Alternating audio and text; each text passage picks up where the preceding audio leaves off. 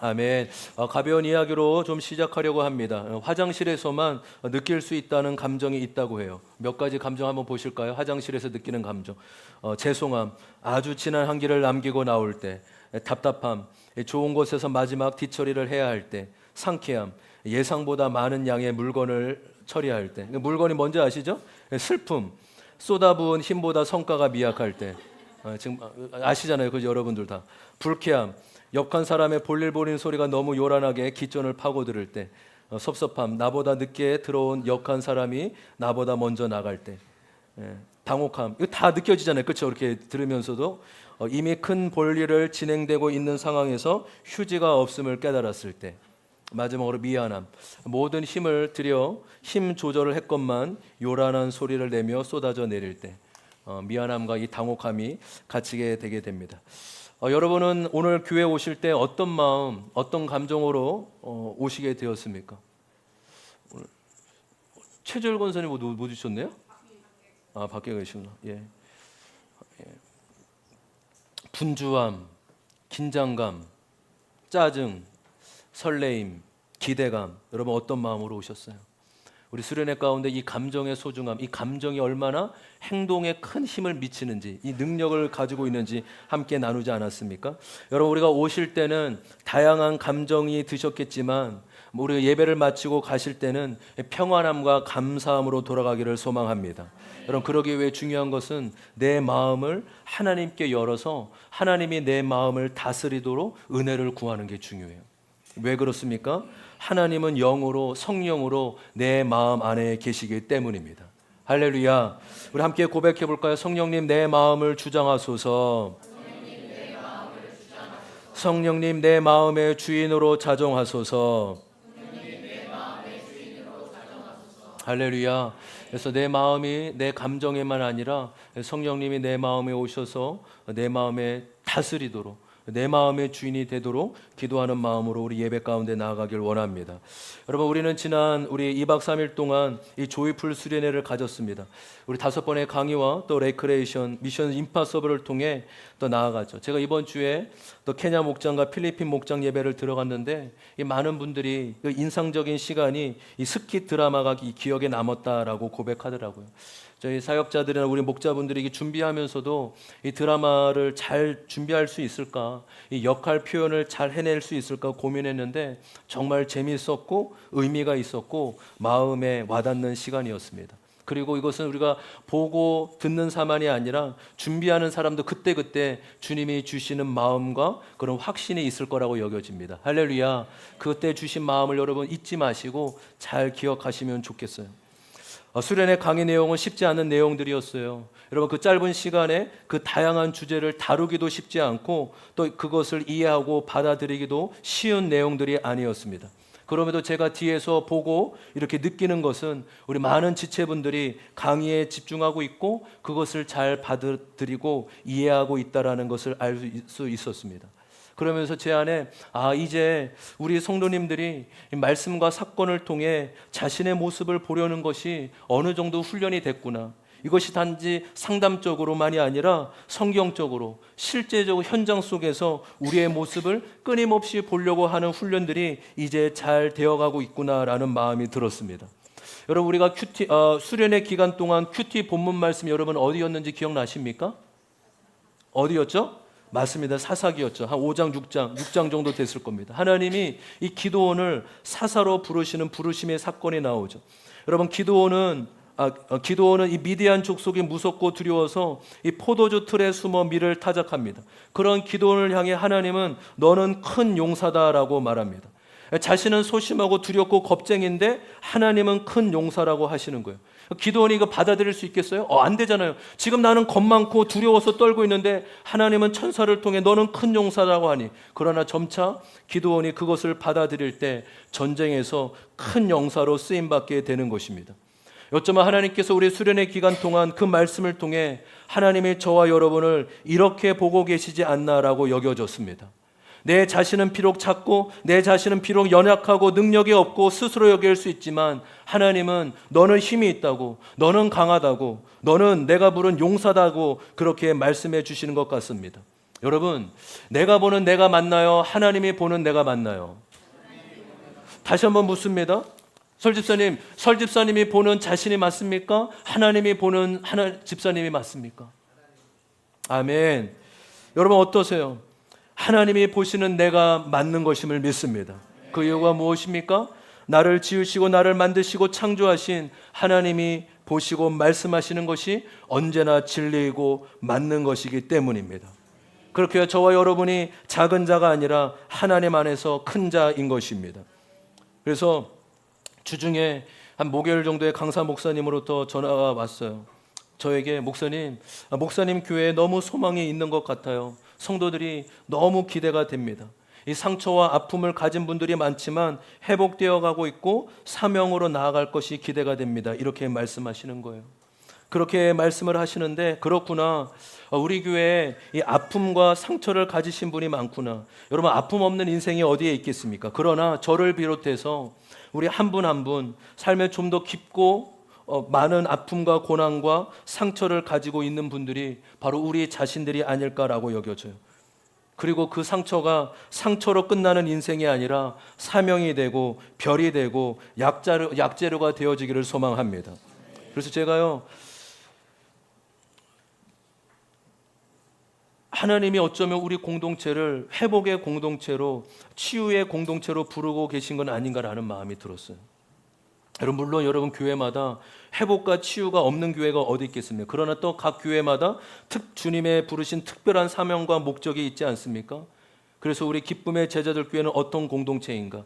여러 부르심이 있겠지만 회복의 공동체로, 치유의 공동체로 주님이 부르고 계신 것 같다라는 마음이 깊이 갖게 되었습니다. 여러분, 저와 여러분이 하나님 우리를 회복의 공동체로, 치유의 공동체로 부르고 계심을 믿습니다. 저는 오늘과 앞으로 한 3차례 정도에 걸쳐서 이 수련회 기간, 이 강사님이 전하신 강의를 다시 한번 마음에 새기는 시간을 가지려고 합니다. 말씀드린 대로요, 그 내용들이 결코 쉬운 내용들이 아닙니다. 그러나 여러분들이요, 너무나 잘 따라오셨습니다. 이 중요한 부분들을 다시금 다루면서 저와 여러분 자신의 것으로 삼기를 소망합니다. 여러분, 먼저 첫 번째, 회복은요, 기준과 방향이 중요해요. 회복의 기준과 방향이 제대로 잡혀 있지 않으면 우리는 어디로 갈지를 몰라 합니다. 왜 그렇습니까? 우리는 언제나 자기 중심적인 죄성을 가진 존재이기 때문에. 여러분, 회복은 그냥 나 힘들기 때문에 나 안 힘들어지고 내가 좋아지고 내가 행복해지려는데, 여러분 대부분의 한국교회가 그동안 90년, 2000년대 계속 내축 치유를 부르셨는데 성수군으로는 일어나지 않았어요. 왜요? 어쩌면 기준과 방향이 잘못돼서 그렇지 않을까요? 나는 이제 그만이 힘들고 싶어. 나는 이제 좀 행복해지고 싶어. 여러분, 그게 중요하지 않다라는 것이 아닙니다. 그러나 성경적인 기준과 방향이 있다면 그것은 내가 안 힘들어지고 내가 좀 더 행복해지는 것이 아니라 진정한 회복으로, 성경이 말하는 회복으로 나아가는 것임을 믿습니다. 여러분, 그렇다면요, 성경이 말하는 진정한 회복은 무엇일까요? 저는 이 그림에 모든 게 담겨 있다고 여겨져요. 바로 관계의 회복이 진정한 회복이에요. 한번 따라 볼까요? 관계의 회복이 진정한 회복이다. 보세요. 여러분, 우리는 관계적인 존재예요. 이제 계속 말씀을 나누겠지만 관계적인 존재입니다. 그래서 하나님과 관계를 맺은 거예요. 하나님과 끊어진 관계를 하나님과 관계의 회복으로. 여러분, 구원이 무엇입니까? 구원은 관계로의 회복이에요. 한번 따라 볼까요? 구원은 관계로의 회복이다. 그렇죠. 하나님을 알고 하나님을 사랑하는 것이죠. 그리고 나 자신과 관계를 맺는 것이고, 그리고 이웃과 사람들과 관계를 맺는 것. 여기는 공동체라고 했지만 다른 말로 다른 사람, 영혼이라고도 할 수 있습니다. 또 세상으로 우리를 보내신 세상으로. 결국 여러분, 성경에 말하는 진정한 행복은 무엇입니까? 관계의 회복을 말하고 있음을 믿습니다. 할렐루야. 여러분, 그래서 오늘 설교 제목이 이래요. 신앙이란 한마디로 관계라고 할 수 있는 거예요. 따라 볼까요? 신앙이란 한마디로 관계이다. 그래서 누군가가 신앙생활이 무엇입니까? 라고 물으면 신앙생활은 관계입니다 라고 대답하면 100점짜리다 라고 말할 수 있어요. 왜요? 이것은 제 말이 아니라 예수님의 말씀이기 때문이에요. 오늘 마태복음에 예수님이 이렇게 말했죠. 어떤 율법 교사가 예수님을 시험에 빠뜨리려고 묻습니다. 여러분, 율법이 이제 600여 가지가 넘지 않습니까? 해라 하지 마라. 그 수많은 율법 중에 가장 중요한 율법이 무엇입니까? 그것은 예수님을 올무에 빠뜨리려고 하는 것이죠. 그때 예수님이 오늘 말씀에 우리 다시 한번 37절부터 40절 37절부터 40절 같이 한번 읽어보겠습니다. 시작. 예수께서 그에게 말씀하셨다.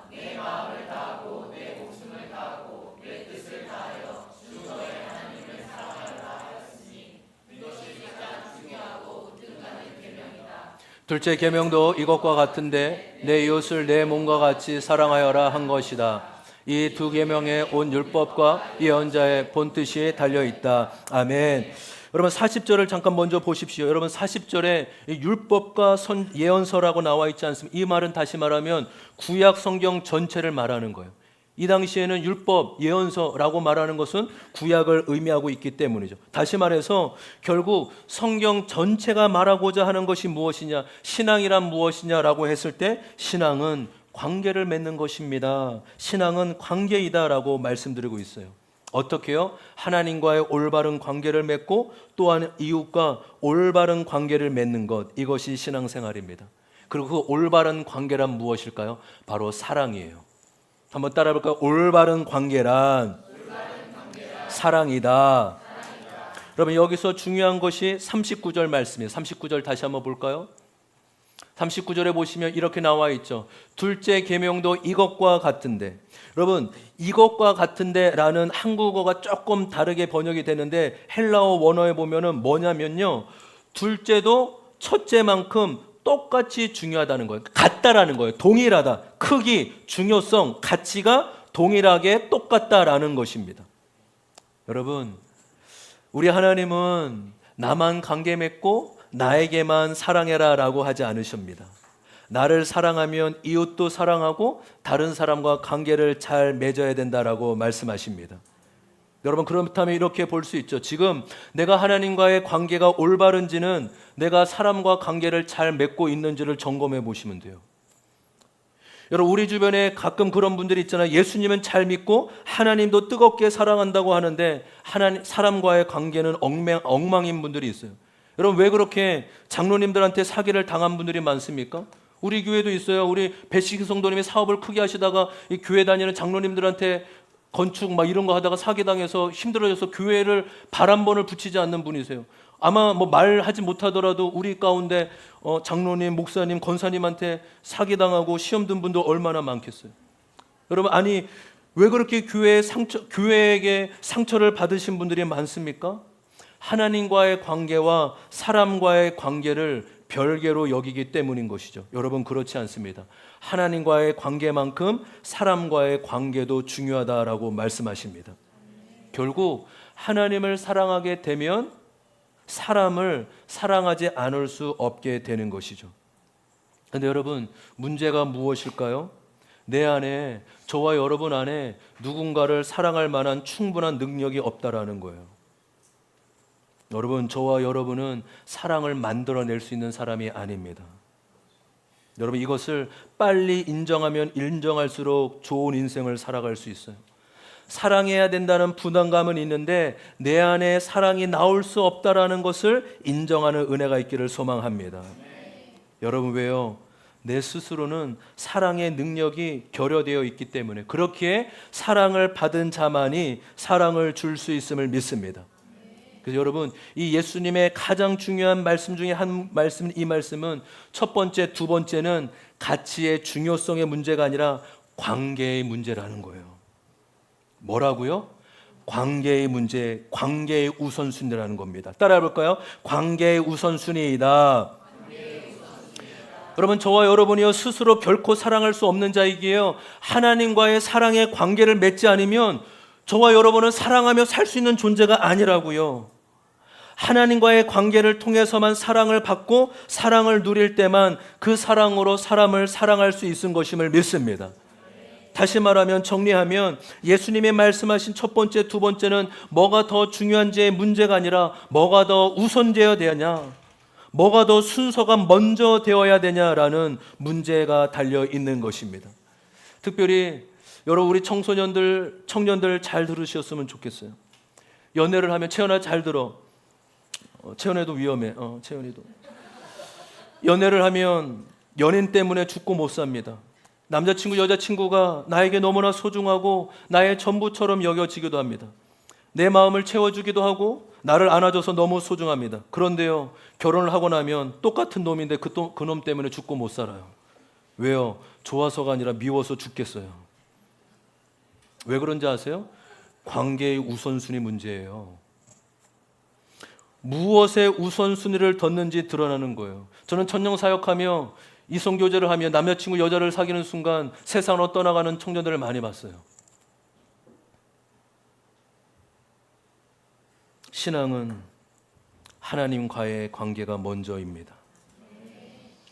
하나님과의 관계가 절대적이고 기준이 되어야 돼요. 남편이 우상이 되면 안 돼요. 연인이 우상이 되면 안 됩니다. 왜 그런지 아세요? 하나님이 질투가 많으신 분이기 때문에. 하나님 질투쟁이. 하나님 질투가 많으세요. 그러니까 우리 여자분들이 하나님 많이 닮았어요. 질투가 많잖아요. 근데 그건 너무 인간적인 질투예요. 거룩한 질투가 아니라 인간적인 질투. 하나님과의 관계를 우선을 놓치는 순간 하나님 기뻐하지 않으시다고요.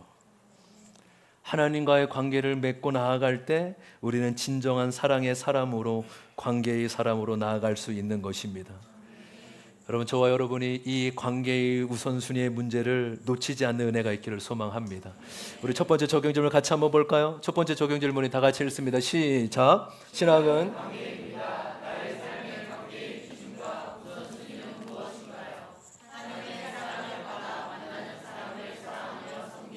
네, 그래서 우리 한 주간 이 말씀을 통해 다시 한번 우리의 관계를, 하나님과의 관계와 사람과의 관계를 점검하고 돌아보는 은혜가 있기를 원해요.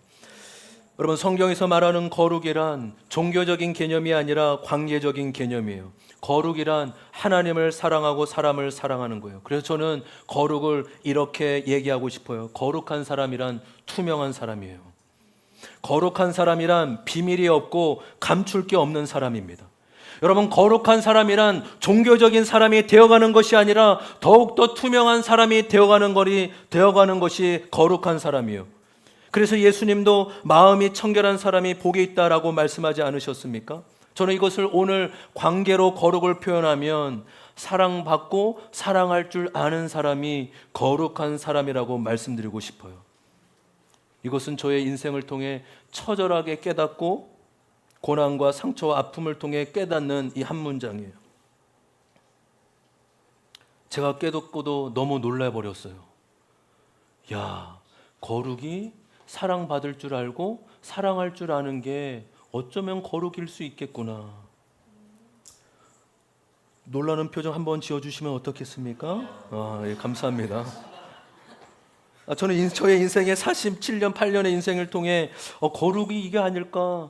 하나님의 사랑을 있는 그대로 받을 줄 알고 그 사랑을 가지고 하나님을 사랑하고 사람을 사랑하며 사랑하는 것. 여러분, 성경이 말하는 회복이란 무엇입니까? 사랑을 받을 수 있고 사랑할 수 있는 사람으로 살아가는 것이 성경이 말하는 진정한 회복일 것입니다. 수련회를 마치고요, 가정에 돌아왔는데 주중에 아내와 깊은 화해와 회복의 시간이 있었어요. 제가 그동안 이 아내의 수고와 헌신을 쉽고 가볍게 여기고 당연하게 여기며 그 아내를 잘 인정해 주지 못했어요. 그래서 아내가 이제 저의 그런 마음의 자세를 쉽게 넘어가지 않는 시간들이 작년 올해부터 쭉 있어 왔습니다. 그런데요, 수련회를 마치고 돌아와서 이 수련회 동안 저의 눈에 아내의 수고와 헌신이 눈에 보이는 거예요. 그래서 여보, 수련회 동안 참 수고했다. 참 당신 왜 이렇게 수고하냐 그러니까 여보, 이번이 제일 쉬웠어 이렇게 얘기하는 거예요. 저는 그렇게까지 안 한 것 같은데 모르겠어요. 저는 이번에 그런데 더 편했대요. 우리 많은 집사님들이 섬겨주시고 헌신해 주셔서 너무 수월했다라는 거예요. 근데 이번에는 제 눈에 유독 아내의 수고와 헌신이 눈에 왔습니다. 또 아내도 수련회를 통해 저에게 이 응답이 아니라 반응으로 지금 1, 2년 반응하고 있음을 보게 된 거예요. 그래서 함께 얘기 나누며 용서도 구하고 잘못을 시인했습니다. 근데 거기서 한마디 아내가 얘기하는 거예요. 관계를 깨뜨리고 사랑하지 못한 것에 대해 죄로 인정하고 회개하면 좋겠다라고 하는 거예요.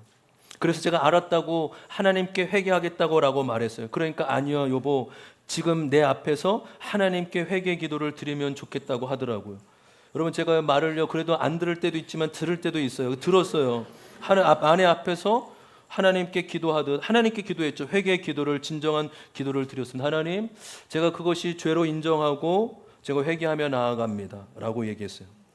제가 그 짧은 1, 2분의 짧은 시간이었지만 기도를 들으면서 어떤 마음이 드러나면 관계를 깨뜨리는 것을 여러분 죄로 인정하기 쉽지 않거든요.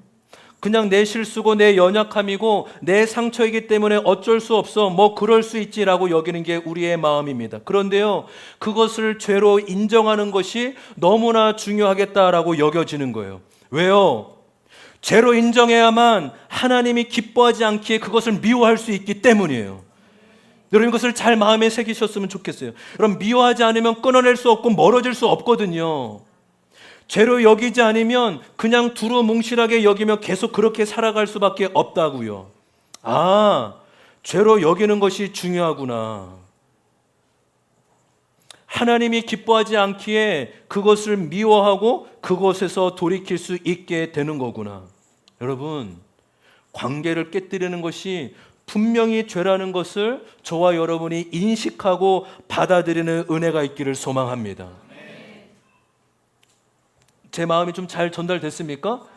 저도 늘 부르짖는 거지만 좀 하나님이 그 짧은 시간 동안 그렇구나. 관계를 깨뜨리는 것이 죄라고 인정해야 되는 거구나. 그래야지 그 죄를 미워할 수 있고 멀어질 수 있고 끊어낼 수 있는 거구나라는 그런 하나님이 그런 확신을 부어주신 것 같습니다. 여러분, 거룩이 올바른 관계라면 죄는 무엇이? 한번 볼까요? 우리가 한 2달 전에도 잠깐 나눈 것 같은데, 2달 전에 죄란 다른 게 아니에요. 관계를 깨뜨리는 것이 죄라고요. 저와 여러분 안에 하나님을 온전히 믿지 못하는 불신앙이 얼마나 많아요. 하나님께 맡기지 못하는 염려. 여러분, 미움만이 죄가 아니에요. 염려하는 것도 성경의 죄라고 얘기합니다. 왜요? 하나님을 온전히 신뢰하지 못하고 맡기지 못하기에 염려 또한 죄라고 얘기하는 거예요. 그리고 우상, 하나님보다 더 사랑하고 붙들고 있는 크게 보이는 우상, 음란, 세상 사랑. 그리고 사람과의 관계를 깨뜨리는 미움, 용서치 못함, 강박한 마음, 질투, 비난이 죄이고, 또 나 자신의 죄 뭐예요? 정죄. 하나님 나를 진정한 회개로 용서하셨으면 나는 끊임없이 나를 용서하지 못하고, 불만과 정욕과 자기 연민, 나는 불쌍해, 나는 내 인생은 어쩔 수 없어라고 자기 연민, 이 모든 것들이 죄라는 것이죠. 여러분, 우리가 관계를 깨뜨리는 것을 죄로 인식하고 하나님이 기뻐하지 않는다는 것을 받아들이는 은혜가 있기를 소망합니다. 거룩이란 죄를 안 짓고 종교적인 열심을 가진 자가 아니라 관계가 올바른 사람, 하나님을 사랑하고 사람을 사랑하는 자가 거룩한 사람임을 믿습니다. 우리 두 번째 적용 질문 같이 한번 읽어볼까요? 두 번째 적용 질문입니다. 시작.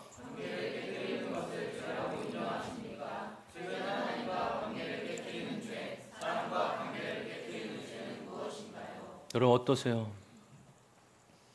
네, 우리가 깊이 좀 하나님의 은혜를 주셔서 더 깨닫게 되는 그런 은혜가 있기를 소망합니다. 수련회 강의를 잘 들으셨을 텐데 질문 하나 드리도록 할게요. 한번 보여실까요? 우리가 가장 필요로 하지만 또 우리가 가장 두려워하는 것이 무엇일까요? 예? 수련회 때 뭐죠? 네, 관계입니다. 관계. 네, 관계. 예. 저는 다 맞출 줄 알고 막 관계요 막 이럴 줄 알았는데 너무 안 나와서 깜짝 놀랐어요. 좀 당황해서 그런 겁니다. 예. 하나님은 우리를 하나님의 형상으로 지으셨죠. 여러분, 하나님의 형상이란 우리가 인격과 자유를 지닌 존재로 지으셨다라는 말입니다. 그래서 우리 인간은 인격과 자유를 지니고 있습니다. 할렐루야. 하나님 닮아서 그런 거예요. 하나님 형상으로 지음받았기 때문에 모든 사람은 인격과 자유를 지니고 있죠. 그리고 또 하나, 하나님의 형상으로 지으셨다라는 것은 관계적인 존재로 지음을 받았다라는 거예요.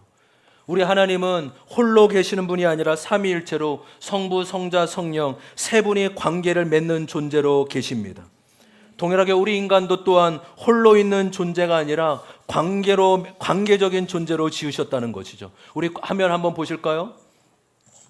관계는 공동체로 성장합니다. 우리는 존재적으로 공동체. 이 말이 너무 중요해요. 그러니까 우리는 공동체로 나아가야 됩니다가 아니라 우리는 존재적으로 공동체래요. 왜요? 하나님의 형상을 따라 창조되었기 때문이래요. 그래서 우리는 관계적이며 공동체적입니다. 그러니까 우리의 존재가 관계적인 존재, 공동체적인 존재라는 거죠. 그래서 창조의 역사는 관계로 시작되었고 에덴 동산 밖에 인류의 역사는 가족의 공동체로 탄생하고 시작합니다. 저는 이것도 굉장히 와닿았는데 그 다음에 말씀이 굉장히 와닿아서 한번 넘겨볼 거예요. 바로 창세기 3장까지는 창조 타락이 나왔는데 이제 인류의 역사가 시작되지 않습니까? 본격적으로. 근데 가장 먼저 나오는 이슈, 이야기 주제가 바로 가족이라는 거예요. 저는 이것을 통해 맞구나.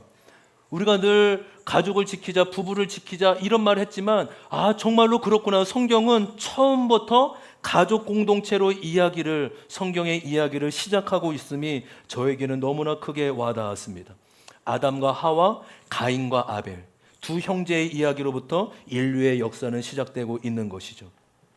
우리의 존재가 관계적인 존재라는 것입니다. 그래서 저와 여러분은 관계를 안 하고 싶어도 나에게는 관계가 별로 필요 없어, 나는 관계가 별로 중요하지 않는 사람이야 라고 그렇게 말할지는 모르겠지만 우리는 존재적으로 관계가 필요한 존재로 지음을 받았습니다. 왜 그렇습니까? 하나님의 형상으로 지음받았기 때문입니다. 그래서 여러분 이 소식을 보세요. 한번 보실까요? 바로 관계로 모든 게 시작된다라는 거예요. 관계를 통해 상처를 입었기 때문에 관계가 두려운 것이죠. 그리고 그 관계의 가장 큰 핵심고 크고는 무엇이죠? 바로 부모님과의 관계죠. 그리고 살아가면서 맺는 수많은 관계도 포함이 됩니다. 근데요, 그 관계 안에서 상처를 경험하게 되면 거짓 신념, 이것도 아마 한 3주 안에서 한번 다루게 될 거예요. 이 신념의 중요성. 거짓 신념이 생기게 되면 감정과 행동까지 전체가 바뀌게 돼요. 그래서 여러분, 행동이 변화가 먼저가 아니에요. 먼저 무엇이 변화가 돼야 될까요? 신념이 변화되어야 되는 거예요. 신념. 이것은 함께 너무 중요한 부분이기 때문에, 그리고 결국 관계가 두렵고 힘들기 때문에 결국 무엇으로 가게 됩니까? 고립으로 가게 돼요. 여러분, 이 시대의 키워드가 어쩌면 고립 아닐까요? 여러분, 대전도 아마 그런 현상인데 서울 이런 인천만 가도요, 집에서 한 번도 안 나오는 자녀들이 너무 많다라는 거예요. 인생에 실패한 자녀도 있지만 정말 성공하고 그렇게 잘 나갔는데 한 번 연애에서 실패하고 한 번 대학에서 실패하니까 3년을 집 밖을 안 나오는 거예요. 여러분, 그래도 우리는 얼마나 감사합니까? 여러분의 자녀들은 집 밖에는 다 나오잖아요. 집 밖을 너무 많이 나와서 문제지만, 그렇죠? 밖을 방황해서 문제지만 집 안에만 있는 것보다 오히려 나올 수 있는 거죠. 이렇게 되면 고립으로 가면 회복으로 나아갈 수 없는 거예요. 그렇다면 여러분, 회복의 길은 무엇일까요? 다시, 회복의 길은 무엇일까요? 동일하게 관계라는 거예요. 여러분, 너무 신기하고 놀랍지 않습니까? 여러분, 안 놀라우세요? 억지로 하지 마시고요. 관계로 상처를 받는데 그래도 회복은 관계로 회복이 되어야 된다는 게 참 이게 놀랍잖아요. 우리 청소년들, 우리 주일학교 친구들 잘 들어요.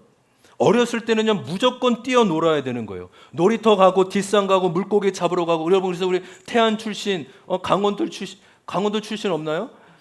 우리 밀양 출신, 또 우리 이미성 권사님 어디예요? 거창 아니라고 김천, 정읍. 여러분, 시골에서 자란 분들이 감정이 얼마나 풍성합니까? 할렐루야 태안. 예, 할렐루야. 이런 서울 출신 있나요? 서울 출신? 강률 집사님이 서울인지 전혀 몰랐습니다. 이렇게. 여러분, 아이들은요, 어렸을 때 물고기 잡고 숨바꼭질하고 뒷산 가서 놀고 그래야 돼요. 제가 우진이 가끔 이제 목장이나 이런 거 할 때요, 제가 지난번에 1시간 동안 숨바꼭질 놀이했어요. 우진이하고 게임하고, 우진아 자는 게임 하는 거야. 너 눈 뜨면 안 돼. 시작하면 우진이가 10분 동안 안 자는데 자는 게임 하는 거예요. 움직이지 꼼짝도 안 해. 목사님, 우진이 자고 있나? 꼼짝도 안 하는 거예요. 자기 이기려고. 그래서 이렇게 숨바꼭질도 하고 잠자는 게임 한 시간을 보냈어요. 여러분, 아이들에게 이 놀이 문화가 얼마나 중요한지 몰라요. 여러분, 보드게임 교회에 많아야 돼요. 한 20가지는 돼야 됩니다. 말씀을 드리며 이 보드게임 감동이 오시는 분은 보드게임을 섬겨주시길 바랍니다. 우리 청소년 친구들 잘 들어요. 예배 끝나고 우리 청소년끼리 선생님하고 한산에 모여있는 게 아무것도 아닌 것처럼 굉장히 중요한 거예요. 그 짧은 1시간의 만남, 대화, 노는 거, 무조건 노는 게 아니라 관계를 통해 배우는 놀이 문화가 너무 중요하죠. 한번 따라해볼까요? 놀이 문화. 놀이 문화. 여러분, 올바른 관계, 좋은 관계, 사랑의 관계를 어떻게 돼요? 예, 그것이 처음에 뭐부터 시작한다고요? 관계로부터 시작한다고. 그래서 한번 넘겨볼게요. 이 메시지가 너무 중요해요. 한번 따라볼까요? 시작. 치유는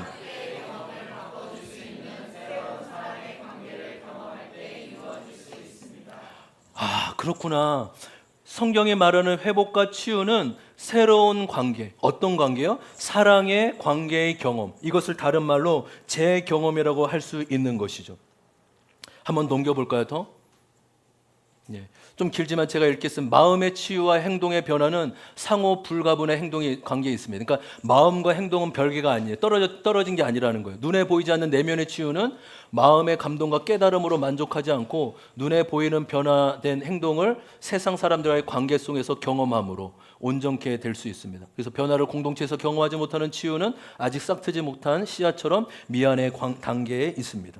여러분, 무엇을 의미하고 있습니까? 사람은 가르치고 잔소리해서 변하는 존재가 아니라는 거예요. 정답 얘기한다고, 옳은 얘기한다고 사람이 변화되지 않습니다. 사람은 관계를 통해 회복되고 변화되는 것입니다. 할렐루야. 우리 아멘 크게 합시다. 아멘. 좋은 관계, 내가 좋은 사람이 되어주는 것, 사랑의 사람이 되어줘서 존재적으로 수용해 주는 걸 통해 제 경험을 통해 변화되는 것이죠. 여러분, 우리가 이번 조이풀 수련회 강의만 들은 것 같지만 그렇지 않아요. 아침에 일어나서 체조를 하였습니다. 제가 이선영 집사님께 말씀을 드렸어요. 집사님, 이번에는요 5분 10분 말고 짧게 하지 말고 우리 한 15분 20분 정도 합시다. 전문가인이 마음껏 준비해 오시고 다 함께 하자고 이렇게 말씀을 드렸어요. 여러분, 함께 식사하고 앞에 옆에 사람과 교제하며 식사하며 얘기 나누지 않았습니까?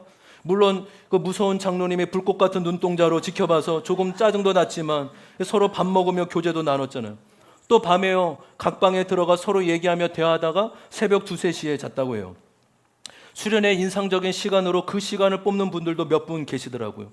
목장별로 모여 레크레이션도 하고 드라마도 준비해 보였습니다. 여러분, 이런 게 다 뭡니까? 제 경험이라는 거예요. 할렐루야.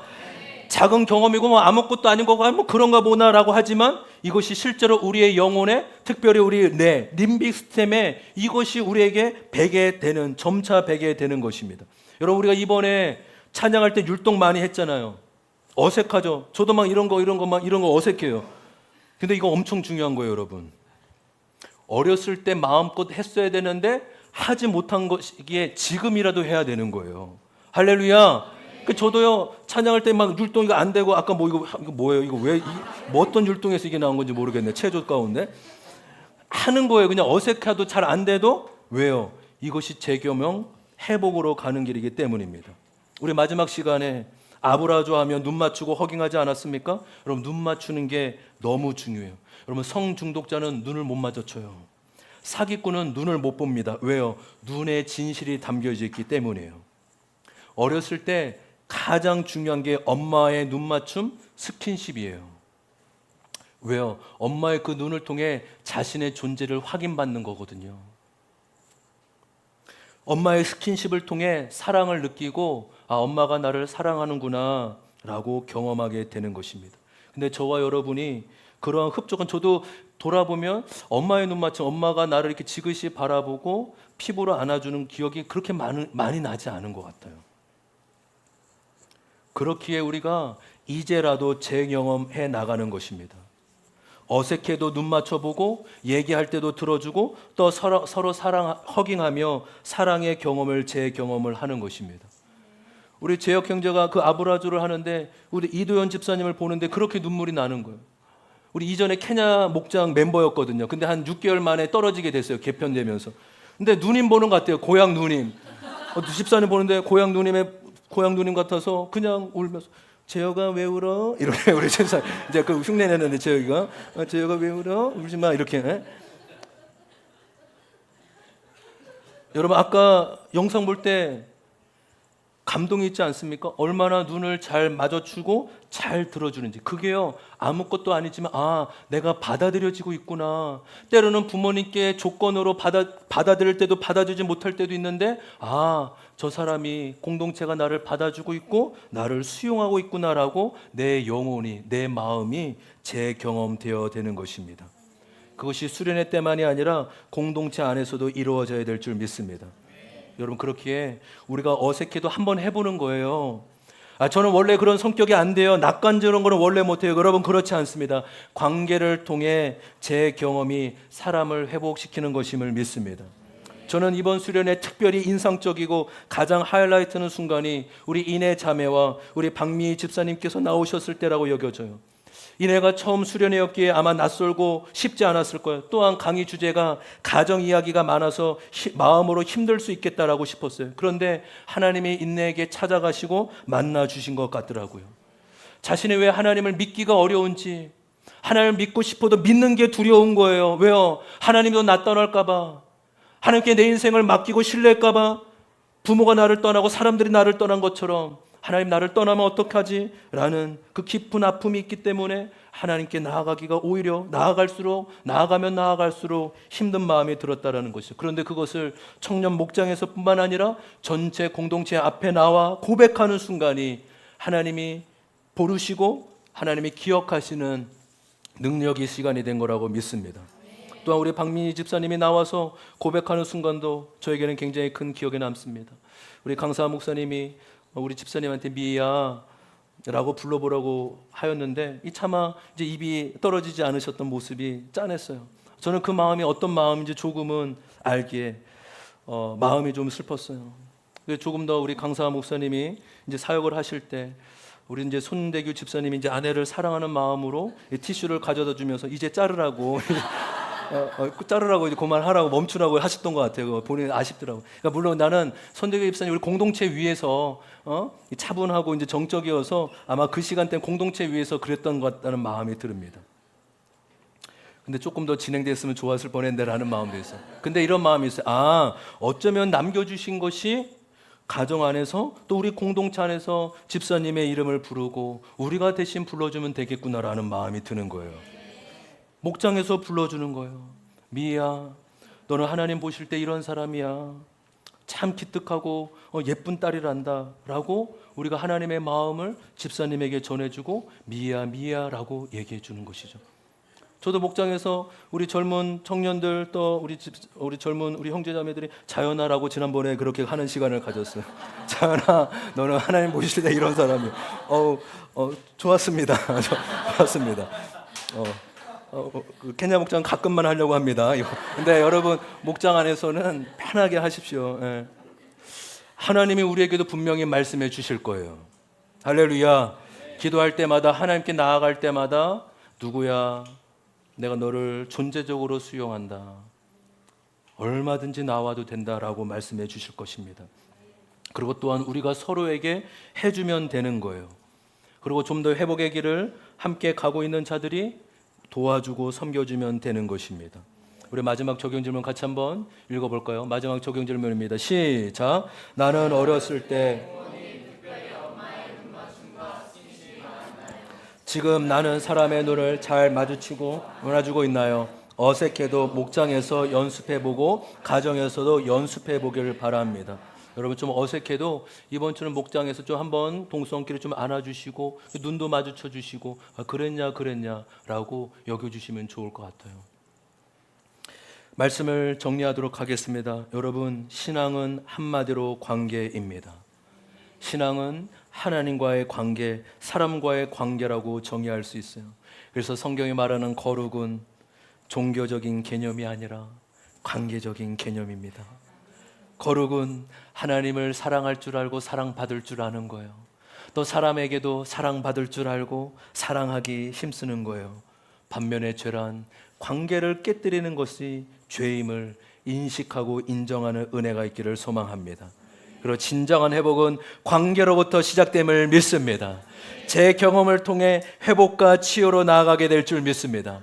하나님이 우리에게 제 경험을 허락해 주실 것입니다.